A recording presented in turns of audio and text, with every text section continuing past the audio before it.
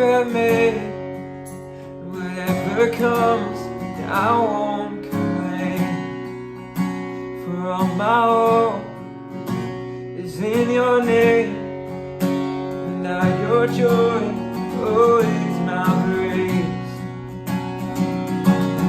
I give thanks for all you have done, and I will sing of your mercy and your love.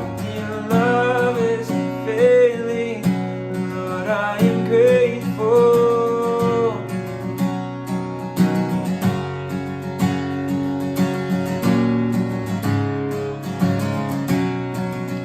When I was down, you brought me out and set my feet on higher ground. So here I stand, you are my God.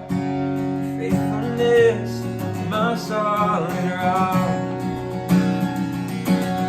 I give thanks for all you have done, and I'll sing of your mercy and your love. Your love is unfailing, Lord, I am grateful. I give thanks for all you have done.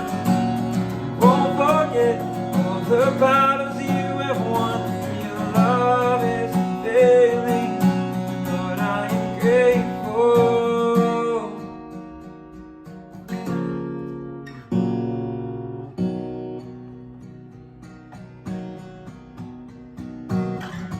And as we lift our hands, the heavens open, heavens open. So let our lives declare the love our God has spoken over us. And as we lift our hands, the heavens open, heavens open. So let our lives declare the love our God has spoken over us.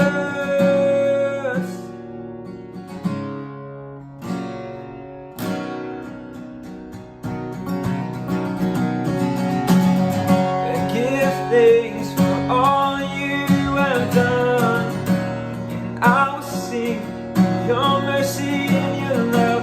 Your love is unfailing, Lord, I am grateful. I give thanks for all you have done, and won't forget all the battles you have won. Your love is unfailing, Lord, I am grateful. Lord, we are grateful for all you've done. Yes, Lord, we are grateful. All right, hey, good morning, Gold Creek, Woodinville. This is a little different. Well, you know by now, I like doing devotions in different places in different ways. So where I'm at, I'm out on my deck, and if you can hear, you'd be surprised, it's raining. Can you believe that? It's raining right now. It seems like this might be one of the rainiest Junes ever. But here's the thing. The reason why I'm here, the reason why I'm outside, I wanted you to hear the rain. I wanted you to think about this month. And then I wanted to get into the one-year Bible where we always are. And where we're going to be at is 1 Kings 18. And this chapter is one of my favorite chapters in all the Bible. It's the famous story of Elijah on Mount Carmel, and he's challenging all the prophets of Baal, and I was going to talk about it, but then something else caught my eye, something else caught my thinking when I was reading about it. And this is going to be in verse 18, and it starts in verse 42. It says this: So Ahab went to eat and drink, but Elijah climbed to the top of Mount Carmel and bowed low to the ground and prayed with his face between his knees. Then he said to his servant, "Go and look out toward the sea." Then Elijah went and looked, and then returned and he said, "I didn't see anything." 7 times Elijah told him to go out and look. Finally, on the 7th time, his servant told him, I saw a little cloud about the size of a man's hand rising from the sea. Then Elijah shouted, Hurry to Ahab and tell him, climb into your chariot and go back home. If you don't hurry, the rain will stop you. And soon the sky was black with clouds, and a heavy wind brought a terrific rainstorm, and Ahab left quickly. Then the Lord gave special strength to Elijah, and he tucked in his cloak into his belt and ran ahead of Ahab's chariot all the way to the entrance of Jezreel.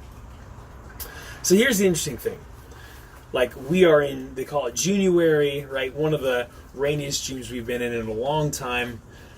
We're in Washington, right? We should know this by now. I'm born and raised here. Rain is, it's what we are. Like, I mean, it's the place we're at. We can't get away with it. Even though it's July 4th is the time, rain is rain. But for here, this is a moment in time when there was a massive drought. And a few years ago, I remember we had a big drought in the summer. I think it was 3 years ago. And it was so dry here. And there was this moment in the Bible, in this story, that Elijah told his servant, go and look, because there's going to be a great rainstorm. But it was so bone dry, the servant was like, what? There's no way. But every time he'd come back, Elijah sent him out again. He went 7 times to look for this cloud. Now, the reason why I think that's interesting for us today is that he had to go back 7 different times. That would take, for me, if somebody was telling me to go do the same thing 7 times, it'd make me really upset because I'm easily agitated.